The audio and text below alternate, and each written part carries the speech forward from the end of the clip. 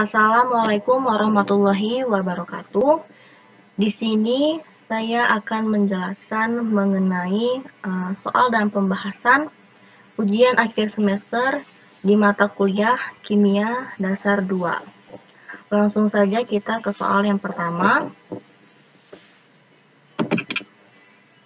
Jadi pada soal pertama diketahui metilamin CH3NH2 merupakan senyawa turunan amonia yang bersifat basa lemah.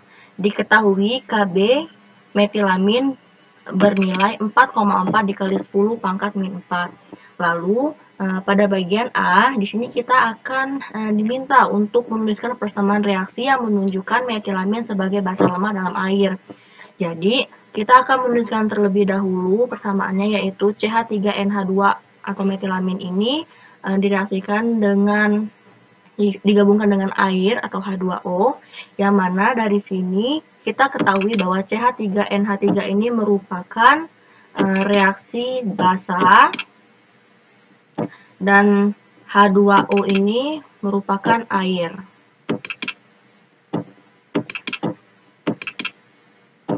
Mohon maaf, jadi kurang lebih seperti itu. Dari reaksi basa ditambahkan dengan air akan menghasilkan asam konjugasi dan OH-. Asam konjugasi merupakan asam yang nantinya akan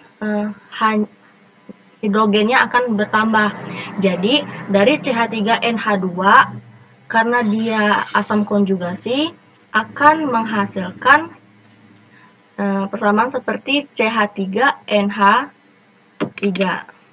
Nah, di sini kita akan menuliskan angka plus 1, yang mana angka plus 1 ini digunakan untuk menyetarakan. Jadi, untuk menyertakan antara menyeimbangkan. Jadi, di antara produk ini memiliki min 1, maka pada produk juga akan membutuhkan ion sebesar plus 1. Berlanjut pada perhitungan kedua, yaitu kita diminta untuk menghitung pH larutan metilamin 0,5 m. Nah, untuk menghitung pH larutan metilamin ini, kita akan menggunakan hasil persamaan reaksi yang sudah kita ketahui sebelumnya, yakni pada CH3NH2 ditambahkan dengan H2O akan menghasilkan CH3NH3 dan OH-. Jadi untuk menghitung pH ini, kita terlebih dahulu mengidentifikasi menghitung dari persamaan MBS, yang mana M ini merupakan mula-mula, B ini adalah bereaksi, dan S ini merupakan sisanya. Jadi diketahui pada CH3NH2 ini kan nilainya metilamin ya, CH3NH3 ini metilamin, ini bernilai 0,5 m. Nah, untuk mengidentifikasi variabel-variabel yang belum diketahui, maka kita akan menuliskan persamaan X-nya terlebih dahulu, yang mana jika di reaktan ini kita akan menuliskan bereaksinya akan berkurang, dan di produk ini produk P ya, ini nilainya akan bertambah. Maka dari itu kita menuliskan min X, kemudian CH3N3 plus X, dan pada OH- plus X. Kemudian kita hitung nih sisanya, dari 0,5 m dikurangi dengan X sama dengan 0,5 ya. Di sini nilai X kita abaikan karena memang memiliki nilai yang sangat kecil. Kemudian pada CH3NH3 sisanya adalah plus X dan OH- adalah plus X. Kemudian kita akan melihat nih mengidentifikasi sebelumnya. Kita ketahui bahwa penyangga itu memiliki dua identifikasi ya. Pertama itu ada asam dan basa. Jadi kalau asam itu terdiri dari asam lemah dan basa konjugasi. Kalau basa itu terdiri dari basa lemah dan asam konjugasi. Nah, untuk selanjutnya kita akan mengidentifikasi dari asam. Asam ini memiliki konsentrasi H+, ditandai dengan H+, yang mana nilai Ka dari konsentrasi asam lemah dibagi dengan garam, Kemudian pada basa itu bisa disimbolkan dengan OH-, yang mana memiliki Kb dengan konsentrasi basa lemah dibagikan dengan garam. Nah, dari sini kita bisa lihat ini masuk ke basa ya. Jadi kita akan menuliskannya Kb. Kb kita tuliskan di sini dari produk dibagikan dengan reaktan. Ya. Nah, produknya di sini kita lihat ada CH3NH3 dikalikan dengan konsentrasi OH- dibagikan dengan dibagikan dengan CH3NH2 yang dijadikan sebagai reaktan. Nilai dari CH3NH3 itu memiliki nilai plus X dikalikan dengan OH yaitu plus X dibagikan dengan nilai CH3NH2 yang mana memiliki nilai sesuai perhitungan yang telah kita lakukan sebelumnya yaitu bernilai 0,5. Kemudian kita kalikan perhitungan seperti biasa. X kali X adalah X kuadrat dibagikan dengan 0,5. Kemudian kita masukkan nilai KB. KB di sini ada 4,4 kali 10 pangkat min 4 sama dengan masukkan X kuadrat dibagikan dengan 0,5. Kita keluarkan X kuadrat. Ini X kuadrat ya. X kuadrat sama dengan ini kita bagi menjadi 2,2 dikali 10 pangkat min 4 X kita jadi nilai X sama dengan 1,48 dikali 10 pangkat minus 2. Kemudian kita akan melihat menghitung perhitungan selanjutnya, yaitu dengan melihat OH-. Di sini nilai dari OH ini bernilai 1,48 dikalikan dengan 10 pangkat min 2. Jadi POH sama dengan rumus min log OH-. Jadi kita tuliskan min log 1,48 dikali 10 pangkat min 2. POH kita 2 ini sebagai pangkat ini kita taruh ke depan sini nih. Nah, jadi menjadi 2 min log 1,48 yang mana bernilai 1,83. Kemudian pH kita mendapatkan jadi pH sama dengan kita kurangkan 14 dikurang 1,83 menjadi pH-nya yang dihasilkan adalah 12,17. Jadi ini perhitungan pH seperti biasa saja. Kemudian pada perhitungan yang C, ini kita diminta hitunglah pH larutan yang dihasilkan. Jika 50 ml larutan metilamin CH3NH2 1M dicampur ke dalam 50 ml larutan HCl 1M. Jadi di sini kita akan menuliskan persamaannya terlebih dahulu, menggabungkan dua yaitu metilamin dan HCl-nya. Jadi dari metilamin yang memiliki unsur CH3NH2 ditambahkan dengan HCl, maka akan menghasilkan persamaan CH3NH3Cl. Yang mana kita akan sama seperti sebelumnya, yaitu kita akan menghitung nilai dari MBS, yaitu mula-mula, bereaksi, dan sisanya. Dari mula-mula ini, teridentifikasi bahwa nilai dari CH3NH2 ini bernilai 50 mmol. Kemudian pada hasil 50 mmol, seperti biasa jika dia reaktan akan bernilai, reaksinya akan berkurang, kemudian jika dia produk, reaksinya akan bertambah, ini plus. Nah, jadi ini kita langsung saja kita lihat, kita jumlahkan, dengan sisa 50 mmol dikurang dengan 50 mmol sama dengan 0 ya, habis ya. Dan juga 50 mmol dikurangkan dengan 50 mmol, itu juga habis, sehingga tersisa CH3NH3Cl yang bernilai 50 mmol. Kemudian pada CH3NH3Cl ini teridentifikasi adanya CH3NH3 plus dan Cl-.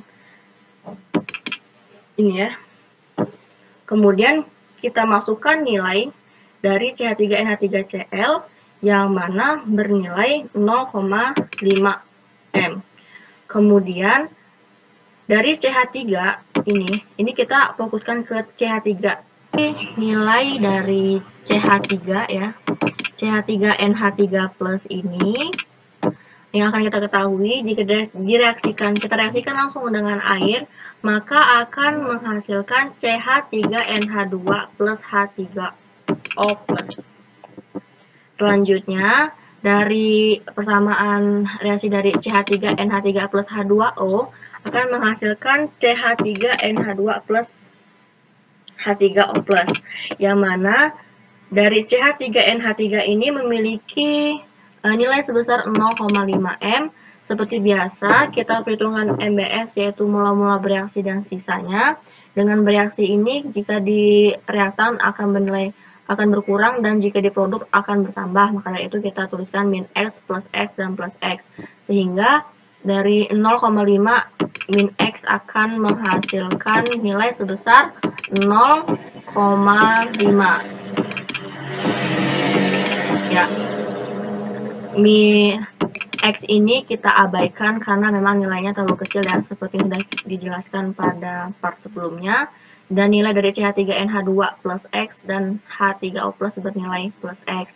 Yang mana langsung saja kita lihat Ka sama dengan KW per KB. Di mana nilai KW ini kita lihat dari nilai produk ya. Ini produk. Kemudian kita lihat nilai dari produk kita CH3NH2 dikalikan dengan H3O+, dibagikan dengan nilai reaktan kita yaitu CH3NH3. Yang mana CH3NH2 itu memiliki nilai plus X dan H3O+ juga bernilai plus X, saya tuliskan langsung, dibagikan dengan 0,5. Jika kita operasikan menjadi X kuadrat dibagikan dengan 0,5. Diketahui Ka sebesar 2,27 dikali 10 pangkat min 11 menjadi kita masukkan dari perhitungan ini menjadi X kuadrat dibagikan dengan 0,5, yang mana X kuadrat sama dengan 11 dikali 3,5 dikali 10 pangkat min 12. Kalau ini bisa dihitung melalui perhitungan biasa saja. Dengan nilai akhir dari X adalah 3,37 dikali 10 pangkat min 6, kemudian kita logkan menjadi pangkat min 6 ini kita ubah ke depan ya, kalau kita menghitung log seperti ini. Jadi menjadi 6 min log 3,37, maka akan menghasilkan PS sebesar 5,47.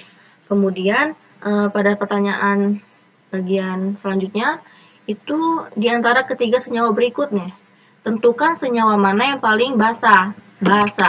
Jelaskan metilamin CH3CH2NH2 memiliki PKB 3,19 dan NH3 memiliki PKB 4,74. Nah, jadi dari metilamin CH yang sebelumnya ini kan belum kita ketahui nih nilai PKB-nya dari CH3NH2.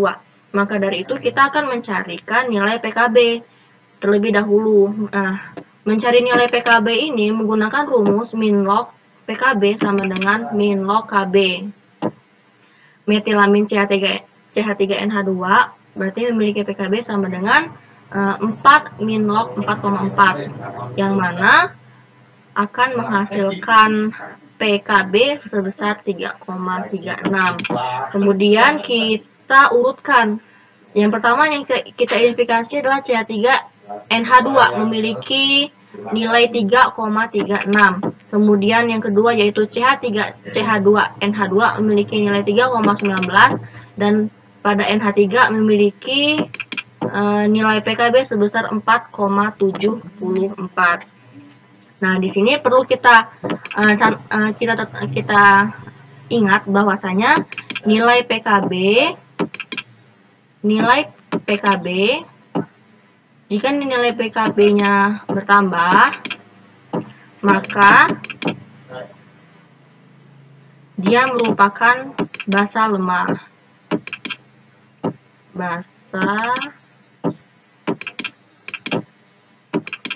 Ya.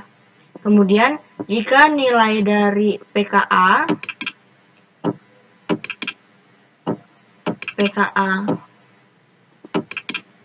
bertambah, maka dia merupakan asam lemah.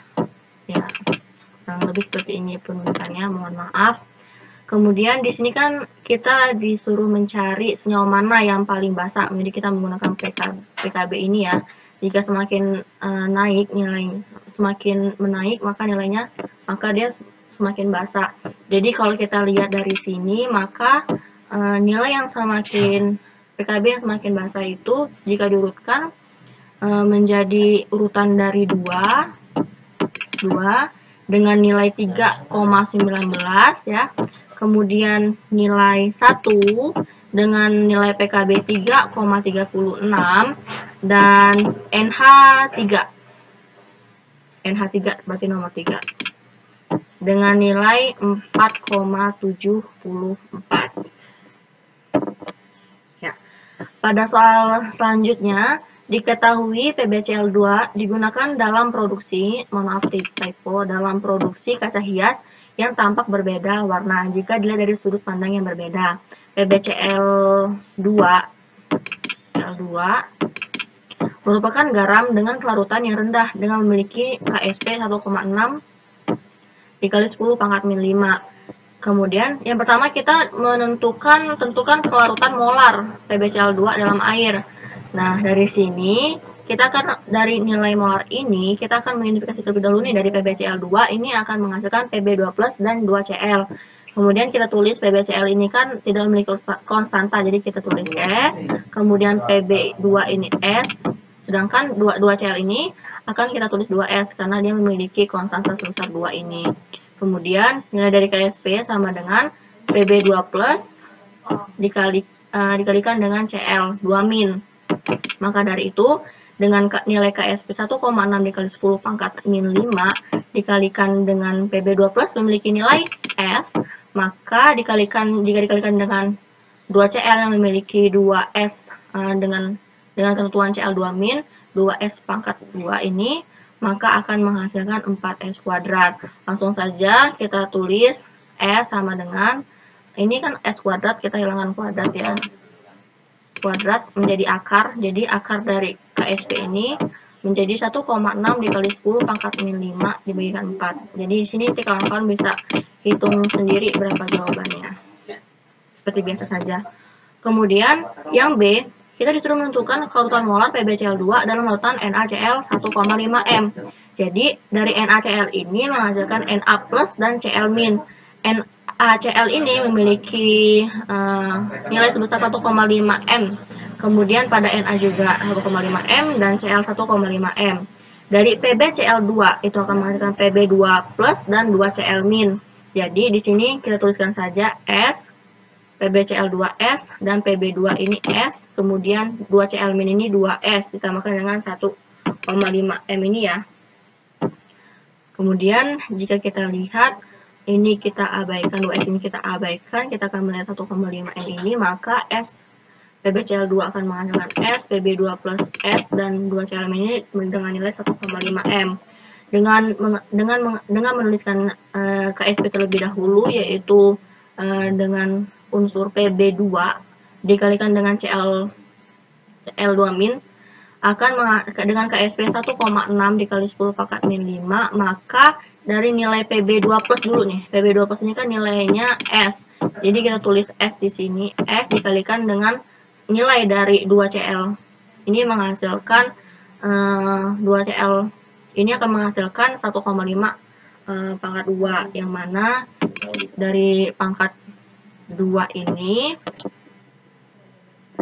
akan menghasilkan perhitungan seperti 1,6 dikali 10 pangkat min 5 dibagikan dengan ini 1,5 ini, mohon maaf, 1,5 ini kita kuadratkan terlebih dahulu, jadi menghasilkan 2,25, yang mana dari perhitungan 1,6 dikali 10 pangkat min 5 dibagi dengan 2,25 akan menghasilkan nilai sebesar 7,11 dikali 10 pangkat min 1 m. Kemudian kita perhitungkan selanjutnya menjadi perhitungan 2,55 dikali 10 pangkat 3 gram dibagi 1000 ml.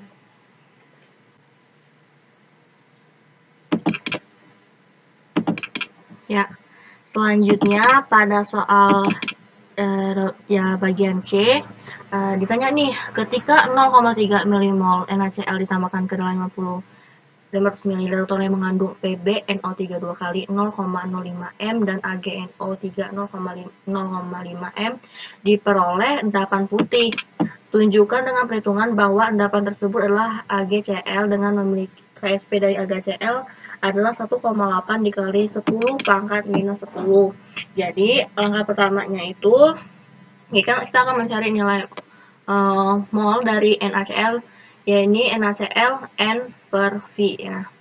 Jadi nilai dari N per V ini diketahui berjumlah di 0,3 milimol dibagi dengan 500 mili. Selanjutnya akan menghasilkan nilai sebesar 6 dikali 10 pangkat minus 4. Kemudian pada kita identifikasi lagi nih dari NaCl ini, identifikasi adanya Na plus dan Cl min. Dengan NaCl bernilai 6 dikali 10 pangkat min 4, maka akan mengikuti ya selanjutnya juga dari Na plus ini menghasilkan 6 kali 10 pangkat min 4 dan Cl min ini juga akan menghasilkan nilai 6 kali 10 pangkat minus 4. Kemudian PbNO3 2 kali ini bernilai 0,005 m. Jika kita langsung saja kita ubah ke pangkat menjadi 5 dikali 10 pangkat min 3 m. Kemudian dari PbNO3 2 kali ini akan teridentifikasi adanya Pb2 plus dan 2NO3 min. Ini kita ketahui bahwasanya pada PbNO3 ini memiliki nilai sebesar 5 dikali 10 pangkat min 3 dan pada Pb2 plus menghasilkan nilai sebesar 5 kali 10 pangkat min 3, begitupun juga dengan 2NO3. Kemudian kita akan mulai dari QSP PbCl2 yang mana pada QSP PbCl2 ini kita kalikan antara Pb2 plus dan Cl2 min yang memiliki, langsung saja nih, dari Pb2 plus ini kan memiliki nilai nih ya. Pb2 plus kan memiliki nilai sebesar Pb2 plus ini akan menghasilkan nilai sebesar 5 dikali 10 pangkat min 3. Kemudian dikalikan dengan Cl2 min yang mana memiliki nilai sebesar 6 konsentrasi Cl pangkat 2 dengan memiliki nilai sebesar 6 dikali 10 pangkat minus 4 ya, Cl ini dengan Pb ini. Nilai dari Cl ini, konsentrasi Cl ini kita kuadratkan, kemudian kita kalikan dengan 5 kali 6 kali 10 pangkat min 3. Maka akan menghasilkan nilai sebesar 1,859 dikalikan dengan 10 pangkat min 9. Maka dari itu nilai dari QSP pada PbCl2 itu kurang dari KSP pada PbCl2. Maka dari itu dia akan larut. Kemudian pada langkah yang kedua, dengan mengidentifikasi adanya AgCl, yakni Ag plus dan Cl min dengan nilai Ag plus senilai 0,005 m dan Cl 6 dikali 10 pangkat min 4, maka dari AgNO3 kita lihat juga AgNO3 ini ya, ini bernilai Ag plus dan NO3 min dengan nilai sebesar 0,05 dan Ag plus juga sama ya, 0,05 dan NO juga 0,05. Kemudian kita lihat dari QSP AgCl itu adanya Ag plus dan Cl min dengan nilai sebesar 5 dikali 10 pangkat min 3 dan 6 dikali 10 pangkat minus 4. Kemudian dari sini terbukti bahwasanya QSP lebih besar daripada KSP, yang mana dari hasil ini adanya pengendapan, sehingga terbukti kalau AgCl itu akan mengendap karena nilai QSP lebih besar dari KSP. Ya, pada soal nomor 3 ini kita diminta ini sebuah sel galvani disusun menggunakan 2 elektroda sebagai berikut. Yang pertama logam Al yang dicelupkan ke dalam larutan Al3+, dan logam Pb yang kemudian dicelupkan ke dalam larutan Pb2+. Kedua larutan dihubungkan dengan jembatan garam, dan kedua elektroda dihubungkan dengan kawat tembaga. Diketahui pada nilai E0 Pb2+ itu memiliki Pb sebesar minus 0,216 volt dan nilai dari NO-AR3+ AR sama dengan min 1,662 volt dengan nilai AR dari AL adalah 27 dan Pb adalah 207. Ini kita identifikasi. Ya, kita lanjutkan di sini. Jika kita disuruh menuliskan reaksi yang terjadi pada katoda dan anoda dan reaksi yang spontan, maka kita akan identifikasi terlebih dahulu bahwasanya pada katoda yaitu Pb ini ya, Pb2+ ditambahkan dengan 2E- jadi 3 Pb. Kemudian pada anode itu nilai dari Al yang mana memiliki sama seperti Al3+ dan 3E- dari katoda ini, maka dia akan adanya reduksi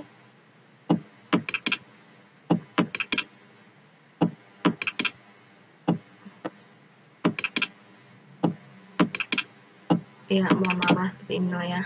Kemudian pada anoda ini terjadi adanya oksidasi gitu.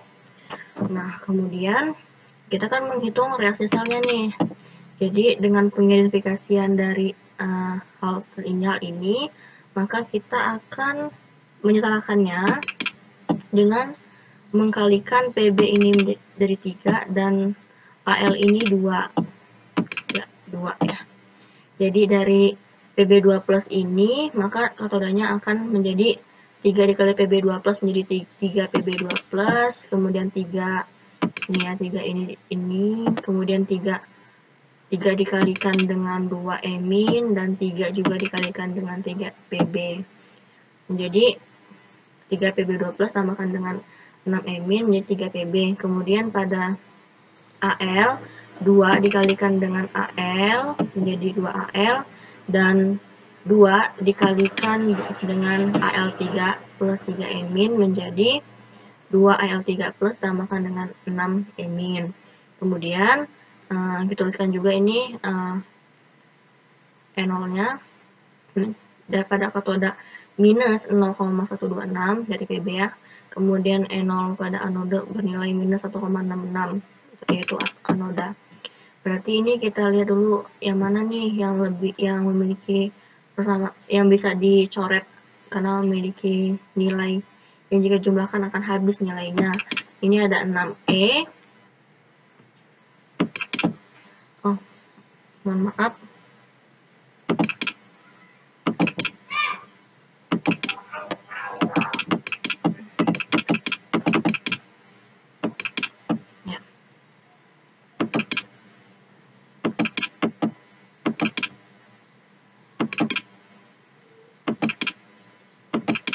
Ya, dari ini kita akan lihat dari 6E ini ya, yang kita coret, kemudian sisanya menjadi 3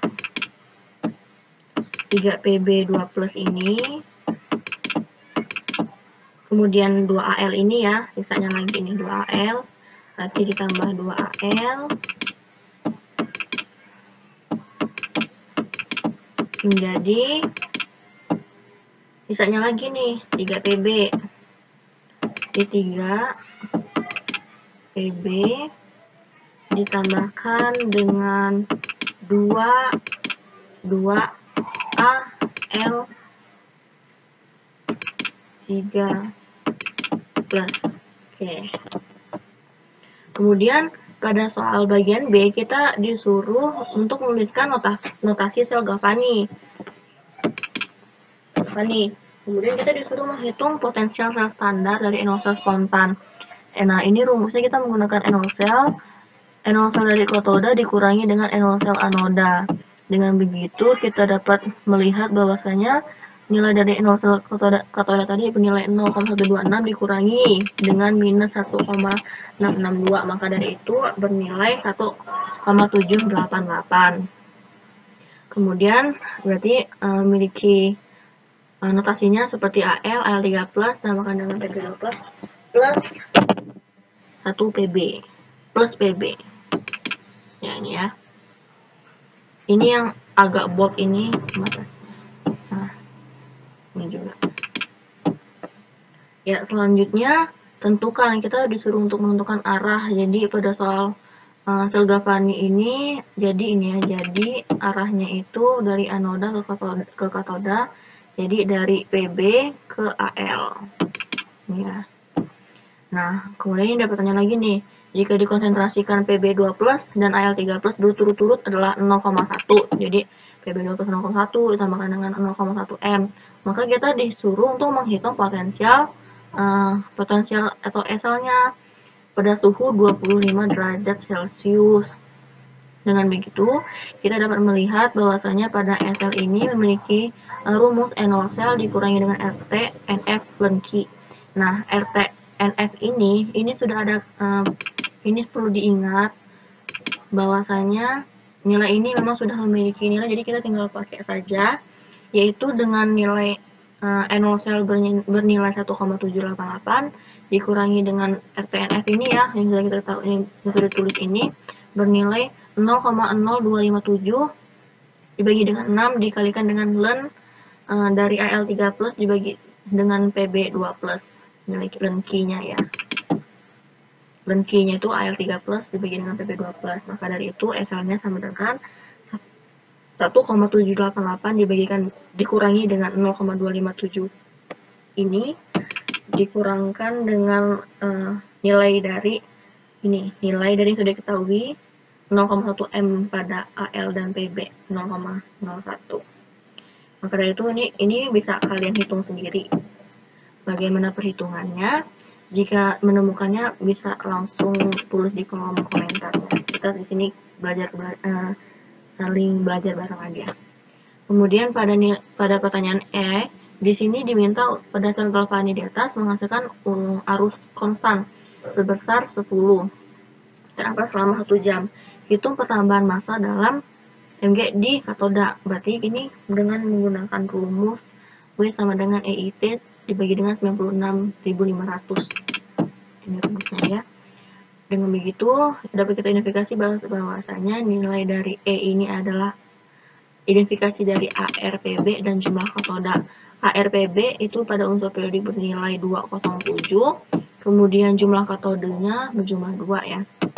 Kemudian I itu berjumlah 10 dikali 10 pangkat 3 ampere dan T-nya 3600. Nah, dari 3 pengidentifikasi yang sudah kita ketahui ini kita bisa kita hitung sama seperti perhitungan sebelumnya. Ini kita coba sama-sama hitung. Jika kalian menemukannya, maka tulis aja jawabannya di kolom komentar. Kemudian pada pertanyaan nomor 4, P adalah isotop fosfor yang bersifat radioaktif. Isotop ini sering digunakan dalam analisis DNA dengan menggunakan garam natrium fosfat.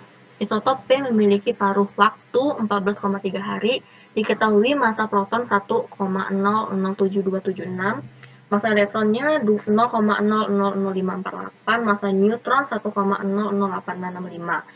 Nah, di bagian A ini kita disuruh untuk menuliskan banyaknya proton dan neutron pada isotop. Dengan fosfor dengan nomor massa 32 dan nomor atau 15.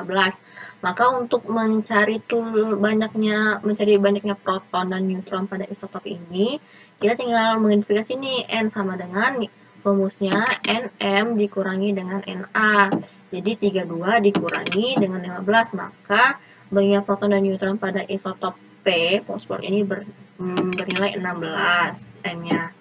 Kemudian pada bagian B, kita disuruh menuliskan partikel yang dipancarkan pada keseluruhan fosfor dengan nomor massa 32 dan nomor atom 15 berdasarkan rasio neutron terhadap proton. Jadi ini kita menggunakan rumus N per P. Jadi nilai N yang ini adalah nilai dari jumlah banyaknya proton dan neutron dibagikan dengan nomor atom 15, maka akan menghasilkan nilai 16 ya, 16 dibagikan per 15 dengan nilai lebih dari 1. Gitu. Kemudian di sini adanya radioaktif di sini ini berarti dia radioaktif, maka di sini akan teridentifikasi adanya peluruhan.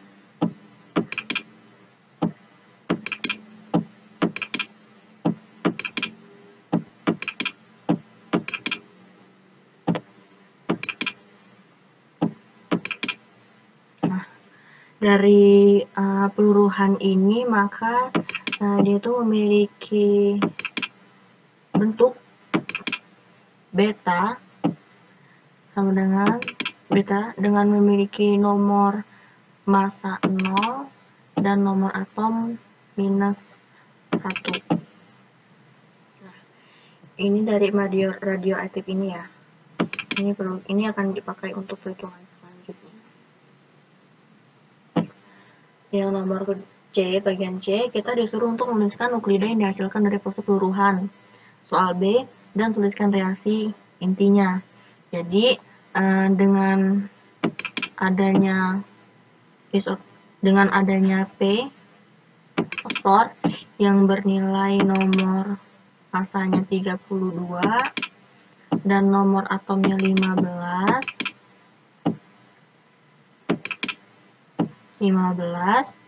maka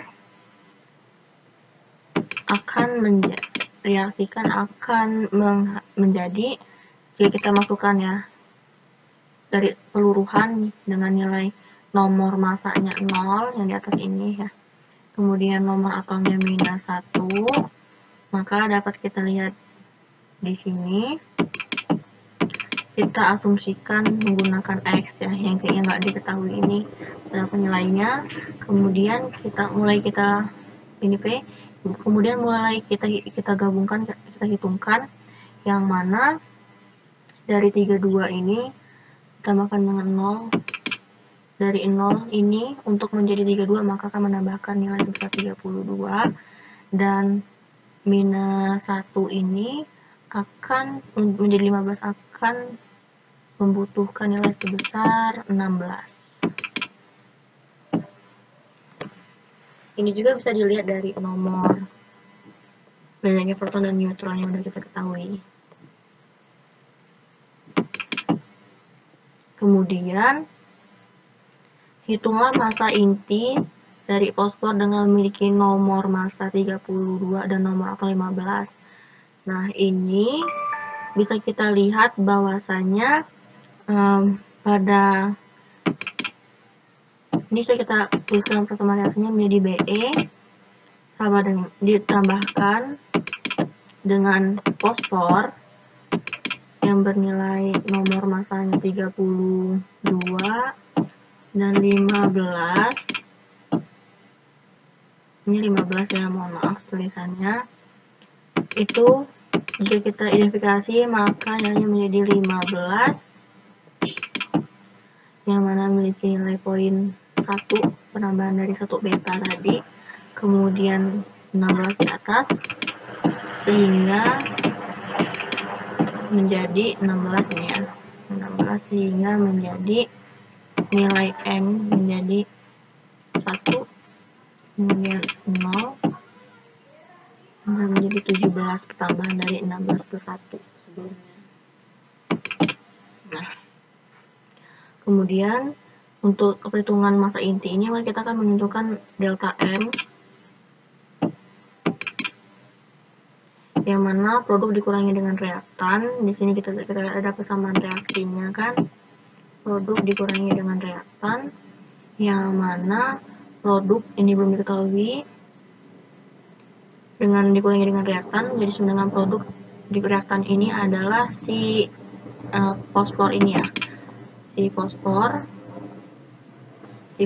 ini dengan memiliki nomor atom 32 dan nomor massa 32 dan nomor atom 15, maka langsung saja kita tuliskan menjadi dari nilai produk ini yaitu 15 MP dari konstanta ini ditambahkan dengan 17 ini sebagai produknya, MP dan MN dikurangi dengan nilai massa dari 32P dengan memiliki nomor massa 32 dan 15. Selanjutnya ini bisa kita lihat sendiri massa proton ya. Massa proton ini bernilai 1,00726726.